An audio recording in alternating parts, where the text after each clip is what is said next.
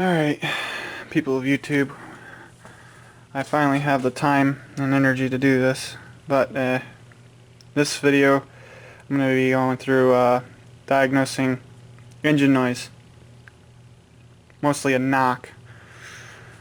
So, this motor, being Jeep 4-liter,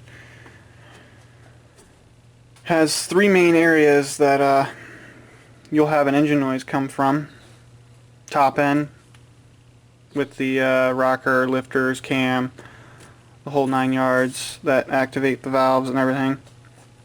9 times out of 10, when you have a valve train noise, it's usually a tick. And generally with a tick, either as engine RPM increases, the tick will either go away or just get faster. Not louder, faster. Ticks usually never get louder as engine RPM increases. And then there's also lifter clatter, where you can kind of hear the lifters just every once in a while just all over the place. One way to help you kind of diagnose, pinpoint where the noise is with the engine running, you can grab a really long screwdriver, and I'm talking almost as long as the valve cover if you have one. And since the cam is right down here, this is the cam's position sensor, so the cam's right along there, and then the lifters are like right there. You can just touch the block with your screwdriver and then put your ear up to the screwdriver. You can actually hear every little thing inside the engine, and you can pinpoint where the noise is coming from. Now, my ears already tell me it's not top end, it's bottom end, but just to give you some information, that's generally what happens with the top end noises. It's just usually a tick or clatter. Sort of like if you clicked your pen button at the end really fast, that's usually what it would sound like. And remember, as engine RPM increases, the tick just gets faster or goes away completely, not louder. Now, on this engine, there's another spot that you can have allow racket, knock, racket, whatever you want to call it, kind of like if you had a 3-year-old child banging against a couple pots and pans all the time, driving you crazy. That's usually the flex plate, or bolts, or torque converter bolts. Like, if you come down here, back behind this plate, that you have to take the bolts off. I'm not going to, because I definitely know it's not back there. Either the bolts can back out and become loose, create a racket, or the flex plate itself can actually crack. Don't know why it's common on these Jeeps, any Jeep with the 4-liter, but it does happen. And people can misconcept it as a rod knock when it's just a racket back here when the engine's running. So, when you diagnose this stuff, using your eyeballs and just taking off the valve cover and this plate and just inspecting everything really goes a long way.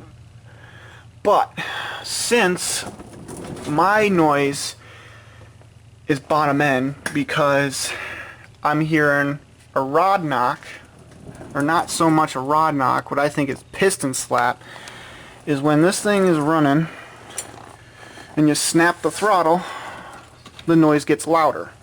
That's generally a bottom end noise, rod knock, piston slap, wrist pin, you name it.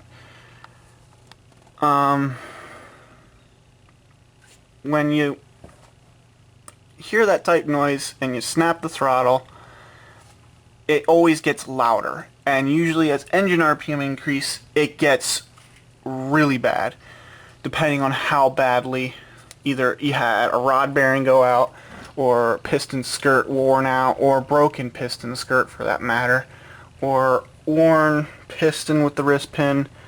Usually that can create a different noise, not exactly a really horrible noise, but with a rod knock, you can really hear it down here. And when you snap it, it gets louder. not faster. It just gets louder, and it goes away when the engine decells. So if you snap it up to like 3 grand and then let it come back down, you generally don't hear the noise until the engine comes back under power.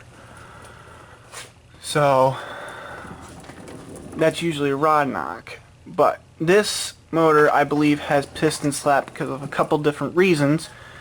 But the reason I say that is, one, it doesn't have any loss in power. Usually a rod knock, you can actually feel some loss in power when you drive it.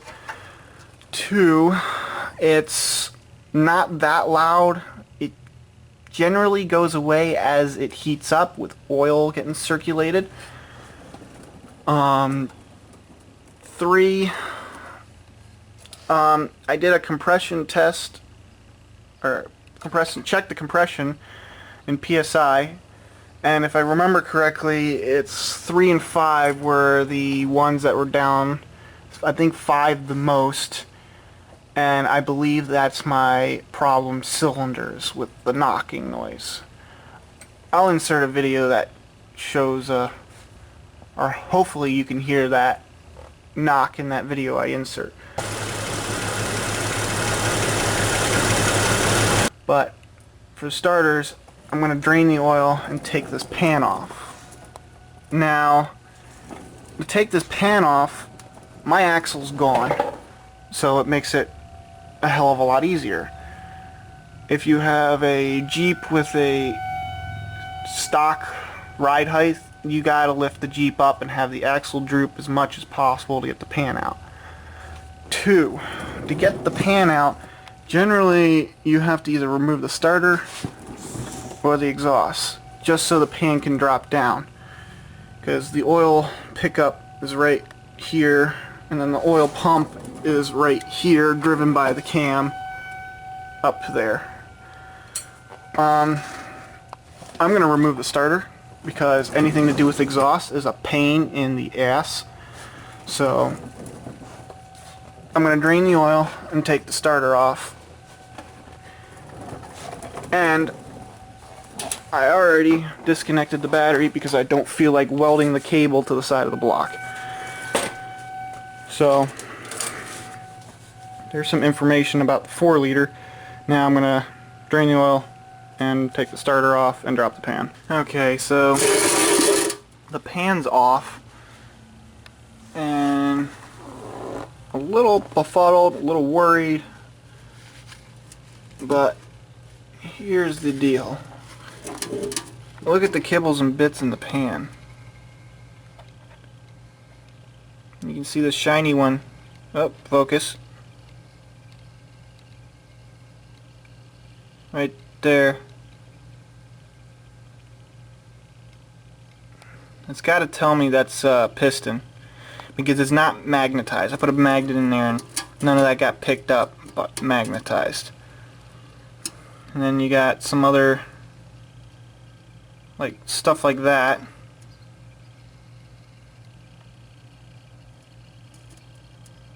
That sort of looks like a seal or something, or a ring, because when you pick it up it just crumbles. I'm not sure if you can see it. The oil kind of looks like it's got a little bit of metal contamination. Silvery. You can kind of see. But so that's the crap in the pan. But if you look underneath everything, everything looks fine. Aside from a bolt missing in the oil pump, which is in the pan. Nothing really looks too out of whack. I mean, all these cylinder walls, when you turn the engine over and you can kind of see the cylinder walls, look okay. Not terrible.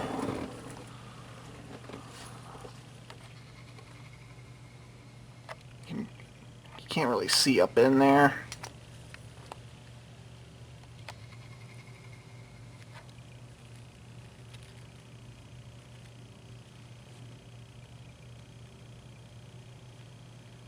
kind of hard to see. But with my eye, it don't look too bad. But number 3 and 5 had the worst of compression PSI. Number 5 being worse. Number 3 is right here. Because you go 1, 2, 3. Cylinder wall looks okay on 3. None of the skirts are broken off, believe it or not. Number 3, kind of see it there.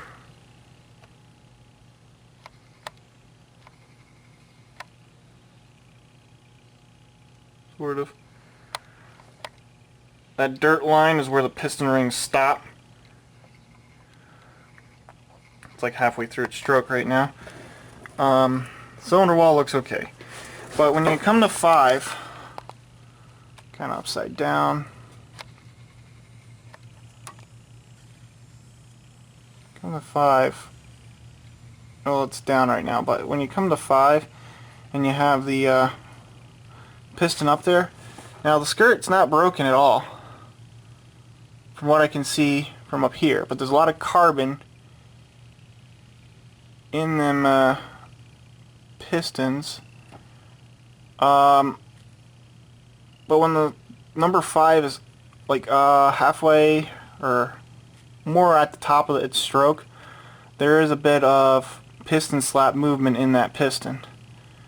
Not a lot, but enough you can feel it with your hands when you wiggle it. Okay, so I decided to actually take that cover off and look at the bolts and the flex plate, and like I thought, it looks fine. Spun it around 360 degrees, and none of the bolts are loose, and I don't see any cracks. So I think my knocking noise might be a combination of either the number 5. Well, actually, it's a combination. I think it's a combination of number 5's piston slap a little bit, but basically the piston's up at the top of the stroke and it's going like this in its bore. Because I do have some movement up there, and I think it's also a racket of the timing chain because of that. Just you can see it. You can see how much movement on the slack side of the timing chain there is. I think that's too much. And this motor does have almost 200,000 miles on it. It's like 195, and it's been sitting for like a few years. So I'm thinking more leaning on the side of actually just doing an in-frame with this and maybe doing a cam upgrade.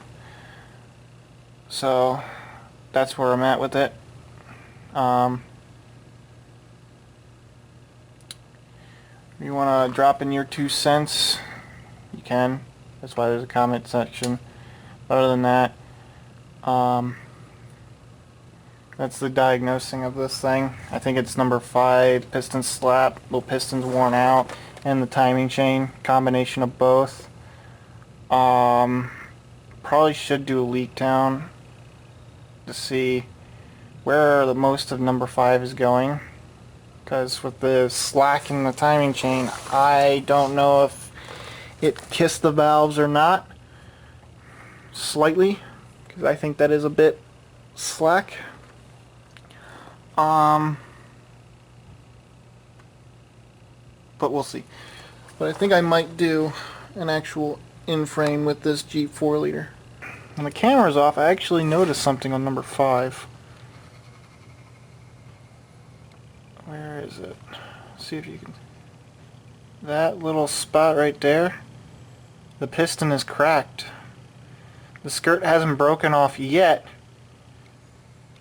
but it's on its way. I just noticed that. So I knew it. So that metal in the pan should have been from this piston. Probably broken somewhere else on the piston. I don't know where. Can't really see it from down here. But that skirt is cracked. And it's coming off the piston. So that is definitely the source of my knock. The screen's a little plugged up with sludge. Glad I found that. So it's definitely the piston is failing, which is not a surprise. That piston cracked on the skirt is definitely where my knock is, because there is some play up in the bore there of that piston going back and forth, and with that skirt cracked, it's not long for this motor before it blows that piston apart, sends it in the pan, and the rod starts flinging the block around. So I'm glad I saw that. So it's definitely the piston. So now you might be asking, why did this happen? Well, if you know anything about these Jeeps, these Jeep 4-liters, here's where there's some information for you. I believe Chrysler put out a bulletin for any 4-liter made in the year range 99 to 03, I think it was. I don't remember for sure. There was a problem with the materials used with the pistons. From 99 to 03, any 4-liter, either it was an XJ, WJ, TJ, whatever the 4-liter came in within those years, late 99 or early 03 I think it was, they put out a bulletin saying the materials used to make the pistons were inadequate for the engine. Which means basically the materials they used were absolute shit. Which means you could have gotten an engine that had no problems with the pistons, or you got an engine after 100,000 miles it let a piston go and destroyed the motor. Or you had a skirt left at like 120 and still ran to like 200,000 miles and then blew up. It's hard to say on how long they last with these pistons. So it's definitely number 5 piston is cracked, and that's why the compression is down and why this thing has a small knock. So as you can see, I did take off the top end just to see if I could see any of the lifters, little hole down there, just to see if I see anything. I didn't see anything. It's not that bad to take off the valve cover on one of these, but timing chain's a little stretched out. Number 5 piston is cracked, so I'm pretty much going to be doing an in-frame sort of dingle ball rebuild with this thing. Now what I'm going to do is not a by-the-book rebuild, but it will probably make this engine better than what it is, and hopefully will not blow up because I'll be putting all new pistons in. For the bulletin Chrysler put out, because either the Chrysler was either replacing the engine if the customer complained about a knock and it was the engine, or they were just replacing the engine because it blew up. If you didn't say anything, they didn't replace it. Basically how it went. But this one lasts almost 200,000 miles and still running, but it's got that knock. And with me beating the crap out of this, the way I beat the crap out of my stuff, I'd rather not put a motor in this, and I'd rather fix it before it really fails. So definitely found my knock. So before I let you go on this video, I have the whole engine torn apart, and I don't think is that number 1 cracked? Oh hell, they're all cracked. Okay, so yeah, every single one of these pistons right in here, kind of hard to see, right at the end of my fingertip, that's the crack. So 1's cracked, 3 is cracked, 4 is cracked, whoops,